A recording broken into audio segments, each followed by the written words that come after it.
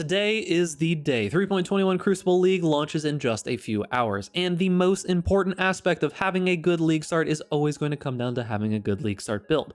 Now, I personally am not going to be playing any of the builds off of this list because I'm going to make the mistake of playing Ball Lightning Archmage Ascendant. I have a video talking about my idea for that build, and you can also follow me over at Twitch at twitch.tv/bigducks if you're interested in seeing how that ends up going. I'll be live for the league launch as well as in the days following afterwards. What you're here for is to figure out which league start build that you want to choose. Now, for each of these builds, I'm going to give you a basic description of why I think that this build is a good league starter, as well as who should be league starting it, what are some things that you can do with it, and more. So let's go ahead and get into it. Oh, and as always, all of the videos and all of the links are going to be down in the description for each of these builds. Now, starting off, we have the one and only melee build that is on this entire list, and that is going to be the Boneshatter Slayer by Karn. Melee, or the 10%ers as Chris likes to call them, are kind of in a rough spot, and melee players really don't have that many builds that will work out well for them.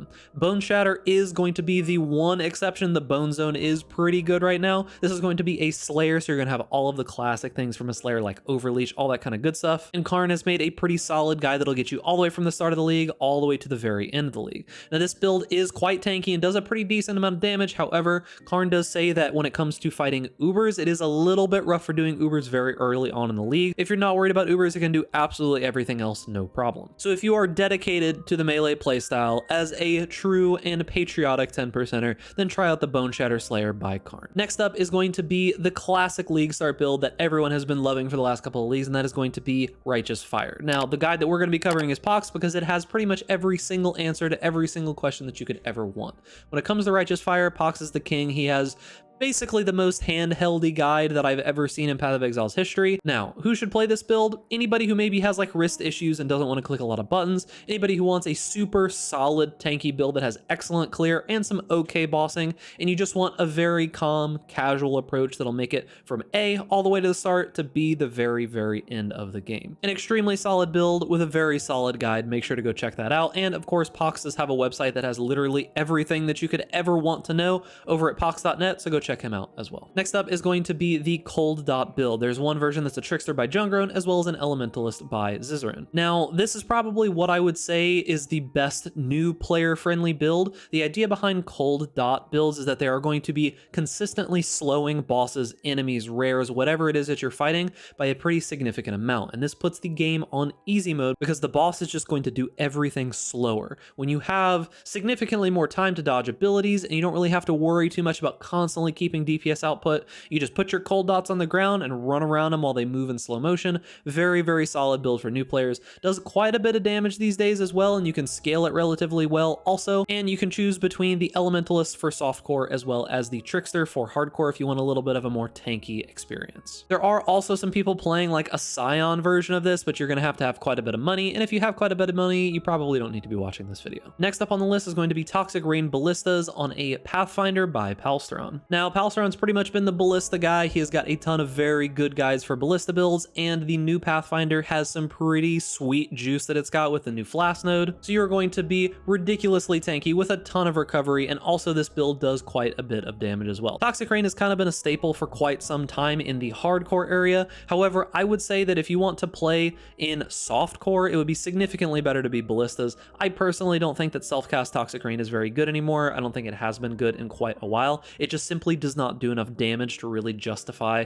playing it on softcore, but the Ballistas definitely is significantly better when it comes to damage. With the addition of the new helmet that allows you to scale damage significantly well when it comes to Ballistas, this build is absolutely excellent. You can scale a ton of pods, a ton of damage, and of course it's a Ballista build, so you're very, very safe because you just drop your Ballistas on the ground, they do all the damage for you, and you just run around and wait for them to finish things off. If you like the Ballista playstyle, but you're a little bit tired of EA, this is definitely something that you want to play. It's very new player friendly, very good for people who don't want to press a ton of buttons and want to be able to dodge more boss abilities as they let their little minion ballistas take care of everything for them, so a pretty all-around good solid build. Next up on the list is going to be Lightning Arrow. Now, this is a build made by Garotha over on Zizzarin's channel. On top of that, I do think there is another version that maybe Grim is going to be putting out. I know he made a build guide for it last league, but as of making this video, the video from Grim is not out if he is going to make one. However, the version that is on Zizzarin's channel is probably going to be more oriented towards a defensive version that is a champion. However, you could copy that build almost directly into a Deadeye and do significantly more damage. Now, I want to make sure that you know that this is going to be I would say a juicer build. This is a build that if you are a new player or you don't like playing a squishy build, I would not suggest playing the lightning arrow build. This is really going to be for someone who is a little bit wanting to do a little bit more farming, wanting to do a little bit more juice, and has some good mechanics and such. Lightning arrow is still really strong right now, has a ton of damage to it, and it can scale all the way up basically as high as you want it to. However, not going to be extremely tanky. The champion will be a little bit more tanky, but if you're going to be playing lightning arrow, you're going to be on a Deadeye. There's no reason to go champion. Next up is going to be Fire Trap. This is a build that I was going to make a guide for last league as a Saboteur. However, I think the Saboteur has been nerfed enough that it's not like the de facto way that you could play traps anymore, although I still do think that Fire Trap Saboteur would be fine. This is going to be an Elementalist version by Subtractem. Traps are an extremely comfortable playstyle. You should be able to do most content in the game with this build. Decent defenses, good offenses, a very simple playstyle. You throw the traps down, you run around in circles, and you let stuff die. This also does use Frostblink to help for clear, which is a pretty good combo here. You've got the Frostblink Ignite for clear, and you've got the Fire Traps for single target damage. All around, a pretty solid build. New players should be able to play this pretty well, and you can also scale this into some pretty solid bossing if you do spend the currency on it. Next build we got up on the list is a bit of a throwback to back in the day, like the way that I would play Necromancer minion builds in Diablo. Like you're just thinking of like a giant army of minions that all come around and just fill up your screen with a whole bunch of crazy stuff, and that is going to be the Zoomancer build by Gazi. Now this build does look pretty tanky, and honestly, if you have a bad computer, you might want to steer clear of this one because you're going to have a lot of minions doing a lot of crazy stuff on your screen, and as you might be able to tell because of the background footage, there is a lot going on. This is just an overwhelming army of minions that should be pretty fun, pretty enjoyable, and if you like the minion playstyle, you want your minions to do the damage for you, definitely a good choice. I personally have never really enjoyed minion builds in Path of Exile because you do feel like more of a support character, but if you really are honing in on a true classic minion build, the Zoomancer is definitely the one that you want to choose. Next up on the list, we have a bit of a weird one. This is going to be an Armageddon brand Recaller build by Jugg. Now, I am using this tech in my Ball Lightning Archmage build to level up a little bit, but the whole idea behind it, you are scaling the recovery rate of the brand recall ability, because when you recall your Armageddon brands, they immediately come down and hit the ground. So you scale the amount of Armageddon brands that you have as well as the cooldown of that recall ability. This gives you essentially 7 times the normal amount of damage, and you can scale up to some pretty crazy results. Jugg is using this on a Hierophant, the classic brand Ascendancies, using Armageddon brand, scaling up a bunch of damage. This is a very, very good off-meta pick if you want something a little bit different, that plays a little bit differently, can do all of the content of the game relatively comfortably, and can move through the campaign extremely quickly. On a pretty underutilized Ascendancy, the Armageddon brand Recall Hierophant is probably a pretty good choice for you.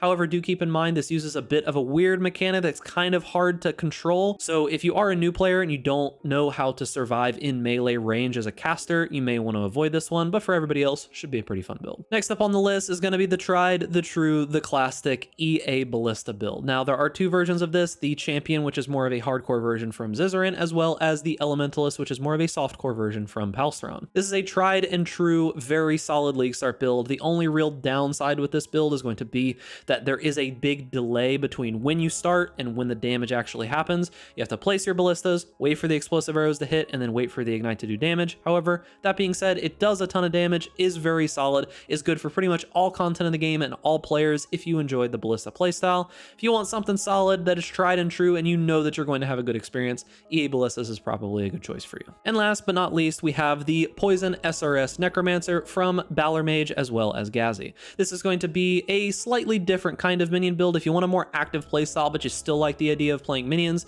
this gives you the option to summon a whole bunch of little tiny skeleton dudes that run around, poison enemies, and do a ton of damage. It has less emphasis on the minion army part and more on just summoning a bunch of little bone guys that go and kill stuff for you. I personally like the more active playstyles when it comes to minion builds, just because I like having a lot of little minions, but I don't just like standing there and doing nothing but playing supports. If you want a little bit more of an active build, this should be good for most players. And that is going to be it for the video. So remember, if you use one of these people's builds, make sure to support their content. Go check out their YouTube channels, go check out all of their content, all their streams, and all that good stuff. As I said previously, I will be live with the Ball Lightning Archmage over at twitch.tv/BigDuts, which you should go follow, by the way. But besides that, I hope that you guys have an excellent, wonderful League start today. And as always, remember, boys, if you're enjoying this content, make sure to give this video a like, subscribe to YouTube channel, hit that notification bell to stay up to date with all the latest videos, and stay safe out there in Raid class. And I'll see you guys in the next video.